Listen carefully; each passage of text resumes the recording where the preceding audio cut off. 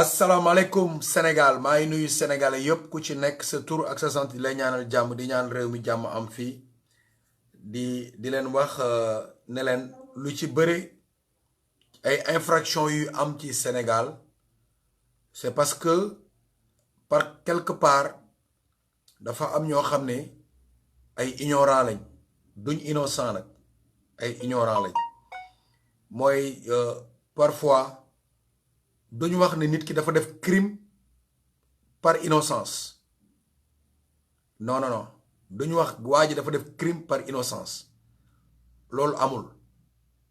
waa ji dafa def crime quelque part ignorant la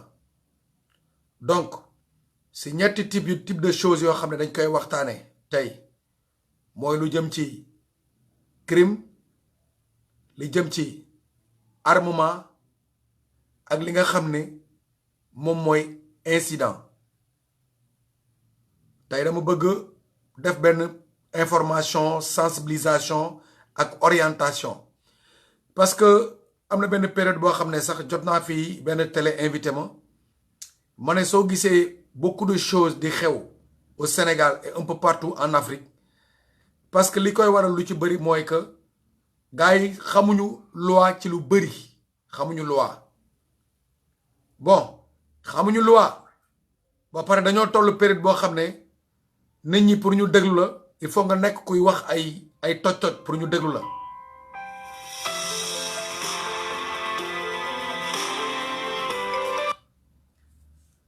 il faut nga wax ay toj-toj pour ñu déglu la man duma choisir di wax loo xam ne nit du ci jëlee xam-xam te duma wax lu ma xamul tey damay ñëw plus particulièrement pour expliquer pourquoi may wax affaire arme affaire crime ak li nga xamante ni mooy ay incident parce que le cas de Médinatoul Salam moo tax may wax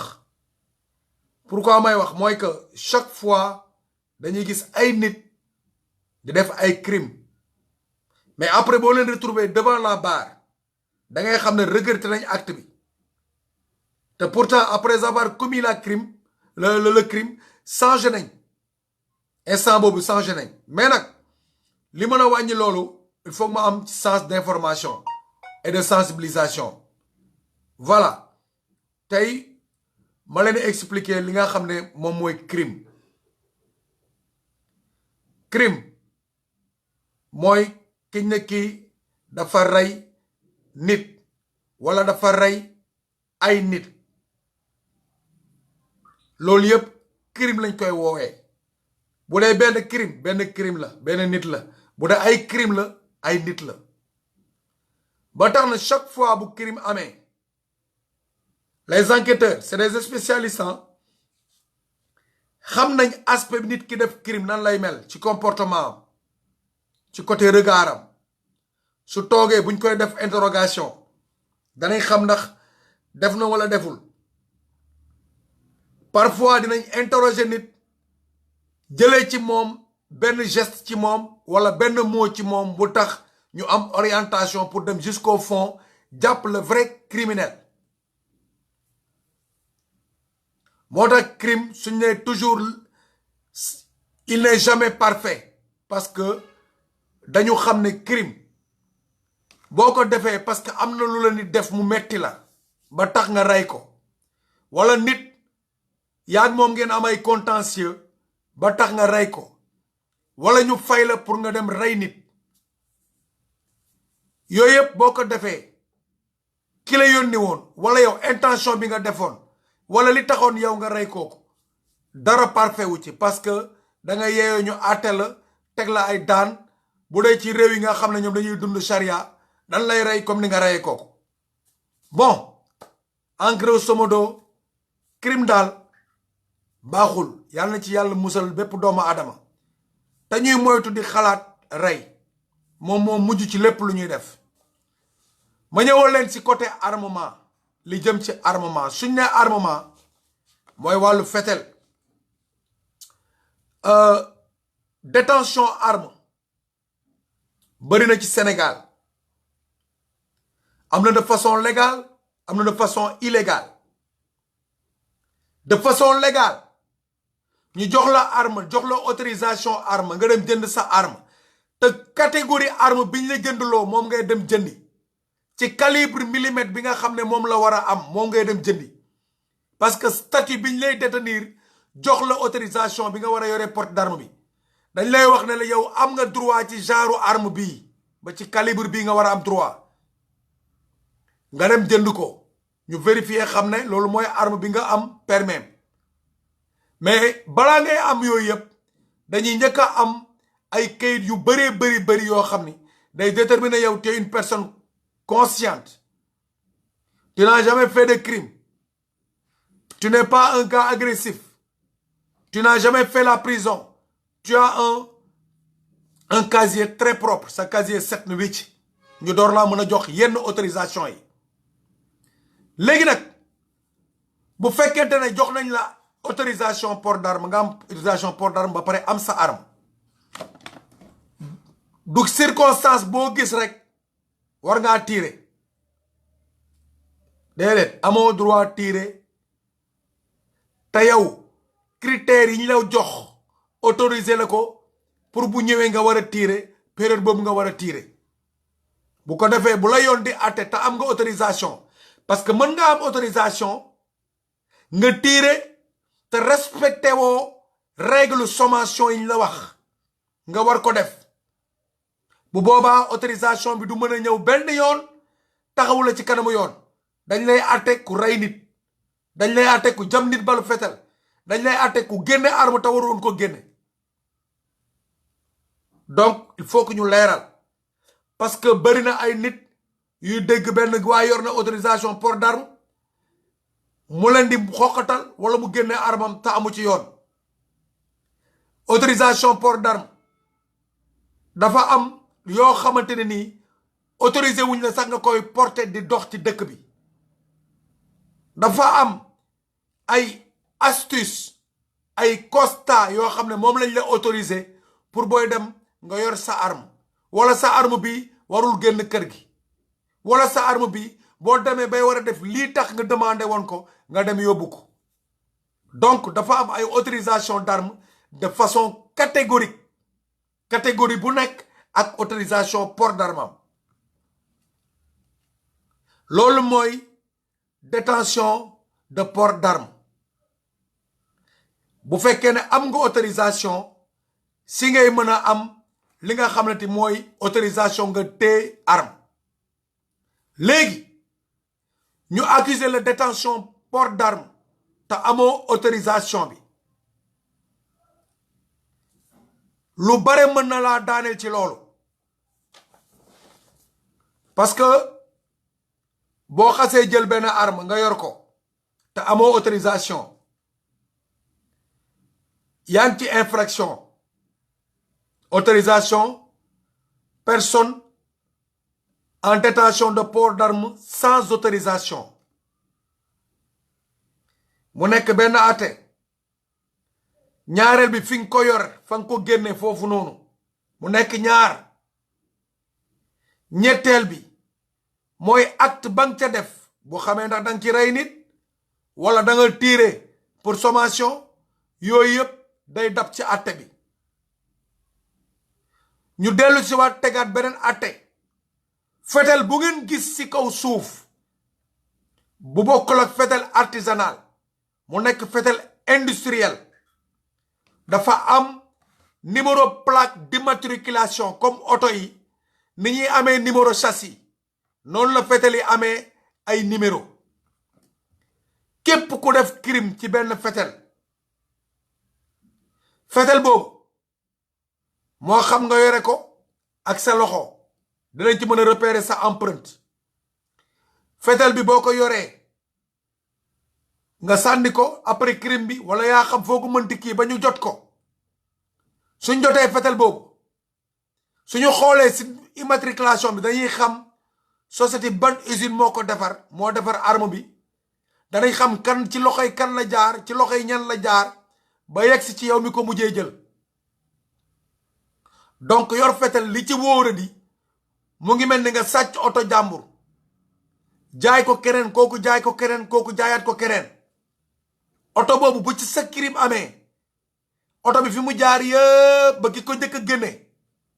dañuy xam filière am donc dinañ mujjee xam ki ko mujjee yor il faut ñuy yee doomu aadama yi ci mbiru arme bi nga xam ne moom ngay utiliser dafa am bal bu muy jël bal biy dugg ci biir arme bi dafa méngoo ak calibre bi mooy li ñuy wax kano bi mooy fi bal bi war a jaar arme bu nekk dafa am bal fu muy jaar bal bi daa am fu muy jaar te arme bu nekk am na tolluwaay bu muy toll ci calibre arme bu nekk léegi yow boo tiiree arme bi kenn bal bi dugg ci yaramam yow mën ngaa dem ak arme bi demal ak arme bi bal boobu ñuy récupérer ci yaramam danañ war a mën a détenir arme boobu ban genre arme la arme yi nag daa bëri na ay xeet am na ay arme de guerre yi nga xam ne c'est à longue distance yooyu ay arme de guerre la plupart ay arme de guerre ñoom ñoo nekk la plupart des armes de longue distance am na ay armes yu ñuy wax des armes d'assaut am na armes yu ñuy wax ay armes yoo xamante ne nii c'est des armes de courte distance de très courte distance am na armes yoo xam ne c'est des armes de chasse moom la ñuy wax les fusils de chasse léegi nag am na arme yoo xam ne nit waru ko yor ci këram nit du yor arme guerre ci këram nit bu amul autorisation porter pistolet benn arme la war a mën a am te il faut mu am permis de chasse bi koy autoriser sax mu am port d'arme de fusil de chasse mooy li ñuy rëbbee ay lëg li ñuy rëbbee lu ne ay bëy ci àll bi yooyu ay phacochère voilà c'est des armes yoo xam ne da ngay am autorisation boo xam ne da lay permettre nga mën a rëbb ak porte d'arme bi léegi crime bu amee ak arme aspect yi yëpp dañ ciy jàppee nit moo tax tey peine yi di lourd ci kaw yenn crime yi te duñ sóor ni du acte bi waa ji tiire fetal bi rek de acte yi wër loolu yëpp ñu ngi ci biir fetal bi ba nga koy utiliser pour rey waa ji dinañ xool ci distance bi bu ñu taxawul sax fi waa ji taxawoon waa ji waxul bu ñu xoolee ci yaramu nit bi bal bi am na hauteur bu muy dugg wala am na hauteur bu muy dugg génn danañ xam ndax waa ji daf ko viser porté bu baax ba pare door koo jam danañ mën a xam ndax waa ji da doon xëccoog moom di xeex ak moom mu jam ko danañ mën a xam ndax waa ji incident la def maanaam erreur la def jam waa ji te bu ñu jotee ci bal bi jot ci waa ji ba def autopsie xam li nekk ci yaramam danañ mën a wax waa ji ci nan la ko reyee parce que am na yenn acte yoo xam ne bal bi da koy déterminer ci kaw nit ki loolu yoon dina àtte action yooyu yëpp fa am ak yan circonstance le sujet boobu jógee ba yegg si foofu ci yan circonstance le sujet bi jógee ci porte d'arme nga jël ko sa loxo defoo ci benn intention lu dul yow da nga jël ni da nga war a dem rey ñu àtte intention boobu àtte acte bi ba pare àtte drame bi situation yi l'aspect que tu as créé avant de tuer yooyu yëpp dafay bokk ci lecture bi parce que le rapport de l'enquête serait l'objectif le plus sensible pour mën a àtte nit ki ci bu reyee nit donc soo gisee nit bu defee benn infraction mu taxaw tribunal dañ naan ko c'est bien monsieur tel mu ne woy c'est moi ñu ne ko yow yaa judd ci atu sangam dëkk bërëb sangam mu ne waaw man la ñu ne ko yaay doomu sangam ak doomu sangam mu ne waaw man la lañ ciy topp li ko juge bi laaj mooy dangaa def armée bu ne ko waaw da koy àttee ñaar da koy àttee ne yow doo ignorant aux lois et règlements il sera jugé doublement bu ne mosul def armée ñu àtte ko àtte ku xamul yoon mais ku xamul yoon da koy daan lu tax yoon di ko daan pour ñi nga xamante ne xamuñu yoon suba duñ def lu ni mel te bañ a encore frustration di am ci maanaam tey yàlla tere kenn rey nit kooku mu rey keneen gis ko jël ne loolu yoon la mu dem def ko te nag ku rey nit suñ lay àtte dañ lay àtte pour arrêter la parce que dañuy bañ loolu mën a andi ay frustration ba mën naa andiwaat yeneen crime parce que nit mën naa rey nit mu nekk service contentieux famille boobu jóg commencé parce que dañ naan yoon deful li mu war a def mais yoon suñ ko tegee c'est parce que pour apaiser mentalité yi la pour mën a teg nit ñi ci société bi ñu war a dund ñu dund li ñu war a dund léegi nag soo demee ba jël nit tiire woo ko fetel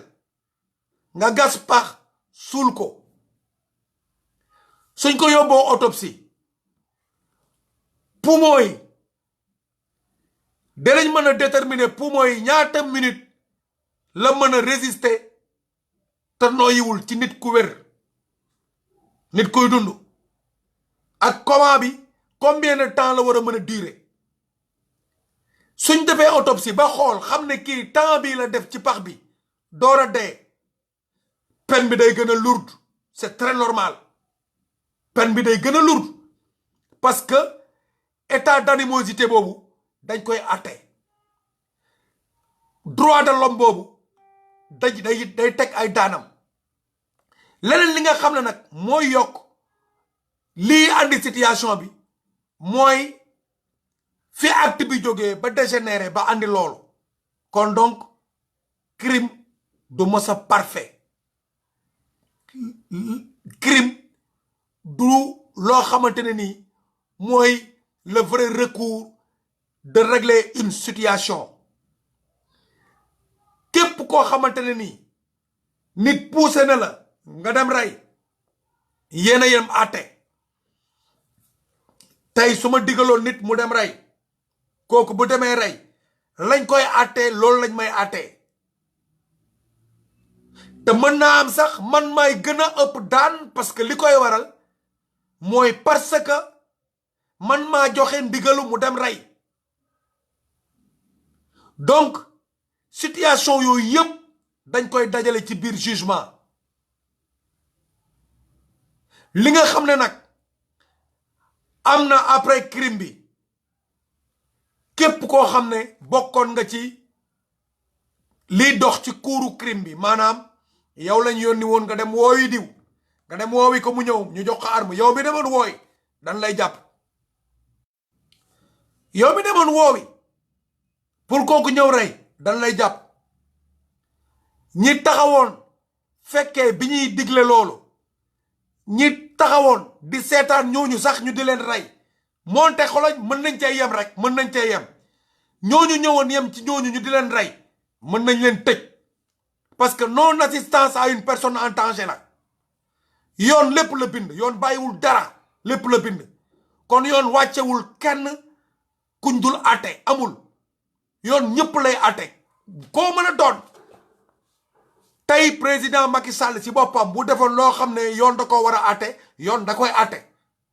parce que yoon ñëpp la fi nekkal bàyyiwul kenn léegi nag juge bi tëj na 10 ans tëj na 5 ans tëj na 8 ans tëj na 3 ans tëj na 2 ans loolu moom moo ko mën a déterminer pourquoi mu def loolu parce que moom yoon am na lu mu ko sant am na loo xam ne amu ko droit te moom lépp lu muy def da koy teg ci yoon parce que mënu ko jéggi li nga xam ne nii tey am na loi prévoir ko ne la bu ñu la defee lii am nga droit demande recours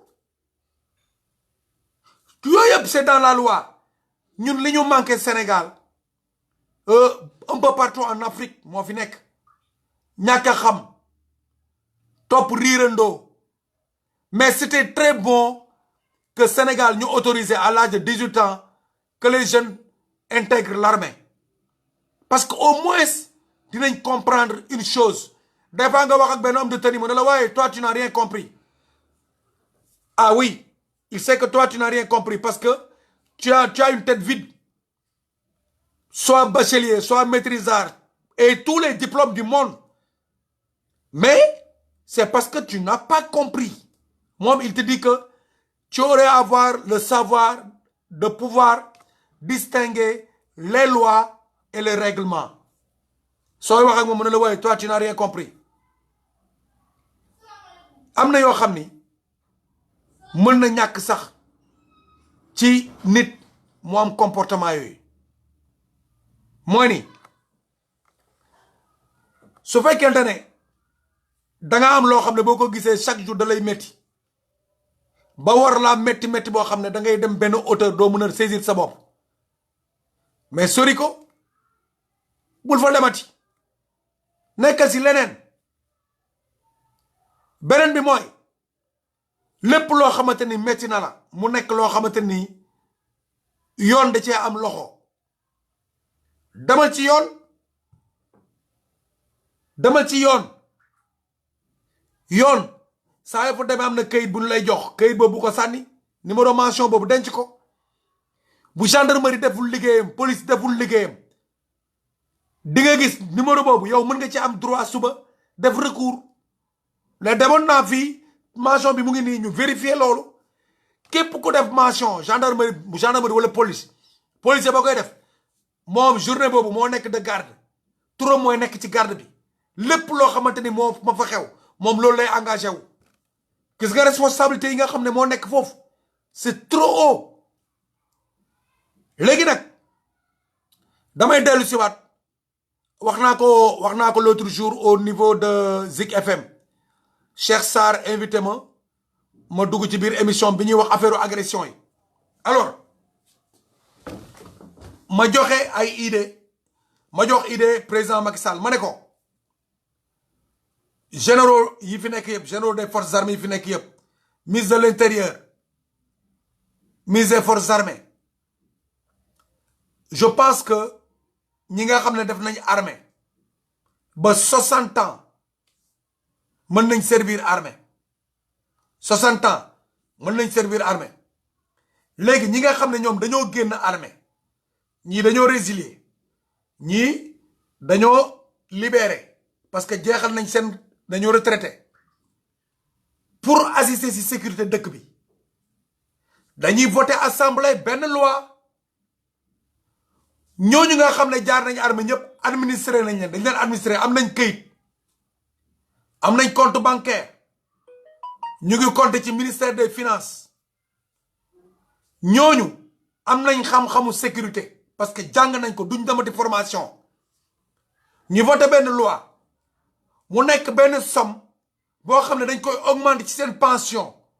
mais juste pour la complexité de la sécurité au Sénégal bu njëkk amoon na PP amoon PM police militaire police danaan dem di armée danaan dem di renforcer police amoon na fi mais tey waroon nañ mën a def retrouvailles tous ceux qui ont quitté l'armée jusqu'à 60 ans que tu sois officier que tu sois soldat sous-officier supérieur sous-officier subalterne commune bi nga dëkk nga dem ci mairie ba ñu administrer leen auprès du maire devant un huissier de justice et un avocat buñ leen administrer ba pare jël seen filière yépp toutes les informations ñu jëm leen a administrer auprès du gouvernement votel leen benn somme boo xam ne dañ leen koy dugalal ci seeni pension seen koñ bi ñu dëkk quartier bi ñu dëkk commune bi ñu dëkk dañuy nekk en parfaite relation avec la police et la gendarmerie léegi lépp lu ñu gis lu suspect ñu teg alerte auprès de la police ou de la gendarmerie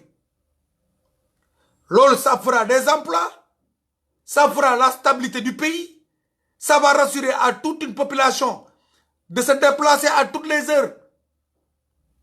te soo xoolee loolu ça fera une bonne économie au Sénégal société yi ñiy liggéey guddi dem di liggéey ñooñu suñ leen agressé am na benn moyen dans la société ki feebar war a dem faju ji ragal a génn parce que bu génnee ñu agressé ko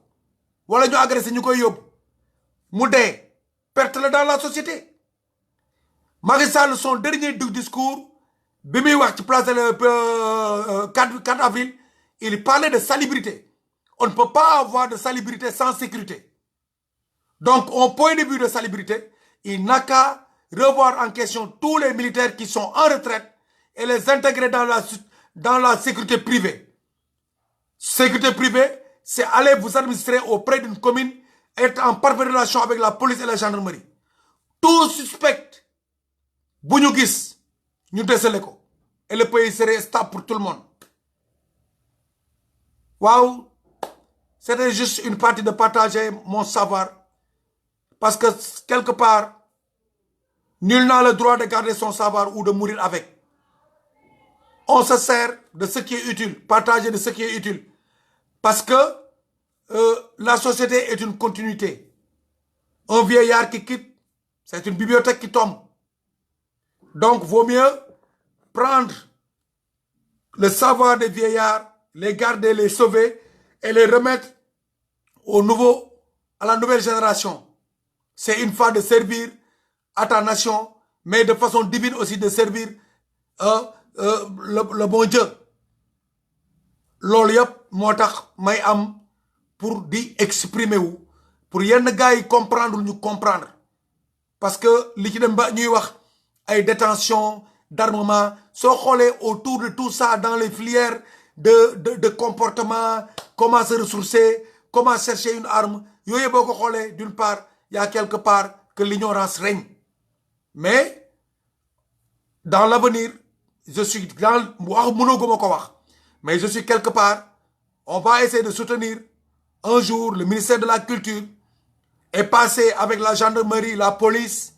et toute autre institution qui est là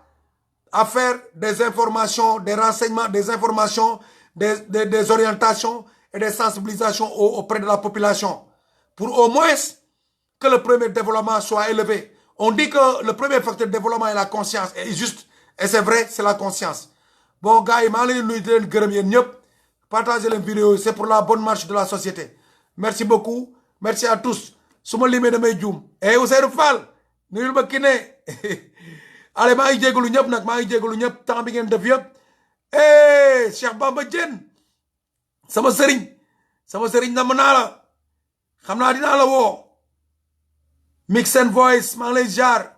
Khalifa Niang mais Khalifa maa ngi lay bégee Cheikh Diouf jaar naa la sama xarit mais naka yi tey je vais saluer un peu les amis Balla Diop mon confident des Nations Unies na nga def mais Banda mere naa la barke Serigne Touba mere naa la Banda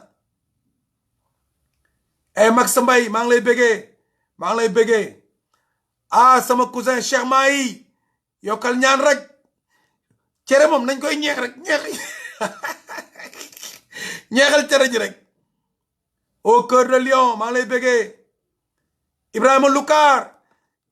Carlo Di non Carlo Di damay jóg saluer la yow Carlo Di mes respect léegi brigadier nga quoi, brigadier. J'ai bien aimé ce que tu as fait pour la police. Et j'ai très bien aimé. Voilà, une fois c'est important de glorifier les volontaires. La police, la gendarmerie, la pénitence, tous ceux qui sont de la sécurité. C'est des volontaires. Donc, on leur doit des félicitations, des louanges. C'est quelque part les glorifier, quoi. Parce que, on peut dire que ni, tay, mën nañ fay ben militaire wala ben policier, yaw nga ëppale ko fouf. Mais tay, mom nga wara delo ñukal ndax mom mo assurer li nga dem liggéey ba am lu ko ëppale. Waaw, loolu tamit lu am chance la. Motax non, yo, t'inquiète, Carlo Di. Ça va aller. Et puis j'ai très bien aimé ton morceau. Jaajëf.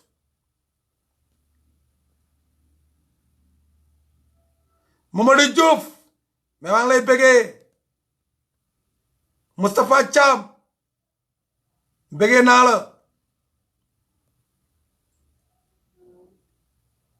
Bachirou Bey non kii suma grand la et grand frère big respect my grand big respect nuyul ma soxna si ak xale yi ak sama rakk yi maa lay jaar bu baax grand jaajëf Basirou Bey suñu mag la mooy jëkkëru aji jaara mel ni mi ngeen di dégg moom mooy def festival taasu Kaolack grand bu baax grand bu bien suñu grand la uuf ñu ñun ñëpp waaw jeune Kaolack yëpp franchement ah grand jërëjëf waay et Oumar Ly maa ngi lay bégee Abdallah Fall mes respects et Dombay Ndoura Wali bégaan pap Aminata Boy Diop maa ngi lay ziar bu baax et Massa kii suma ami d'enfance la kii moom pilti lañ koy woowee pilti quoi pilti après les milliards ak les billiards nee na après pilti moo ci topp pilti eh Ndiambé Gueye le fidèle de Pape Diouf Ndiambé l'avocat de Pape Diouf c'est Ndiambé gi nii de waaw Pape Diouf ak Youssou Ndour mais Ndiambé maa ngi kontaan si yow toujours quoi xam nga rek yow moom da nga fidèle quoi yow ku baax nga jaajëf et Clédor Naham maa ngi lay ziar Mamadou Ngom maa ngi lay ziar et Jaaji Jon Ismaïla Redo la donga jiko kenum mais ça tay way séeréer laa bëgg a jàngal ma Pefra how are you are fine Jaho waa Koutal la sama village Koutal forever grand Mbaye Sidi Mbaye big respect grand big respect Viviane Ba maa lay jaar lu bare suma classe Bakary Wali Seck na na garabu Bakary Wali mais classe maa lay béggee lu bare waaye mais c'est ça la famille nous sommes des Sénégalais on doit toujours se faire écouter s'entendre et partager c'est l'intérêt de toute une nation et franchement moi Modou Coumba je suis pour le Sénégal et pour toujours daa ngeen jëf merci beaucoup j'ai été vraiment content ah ci ni ngeen ma suivre te ak seen temps bi ma jël yëpp maa leen di jégalu tamit voilà samay doomu nday ngeen ñoo bokk réew mi kenn moomu ko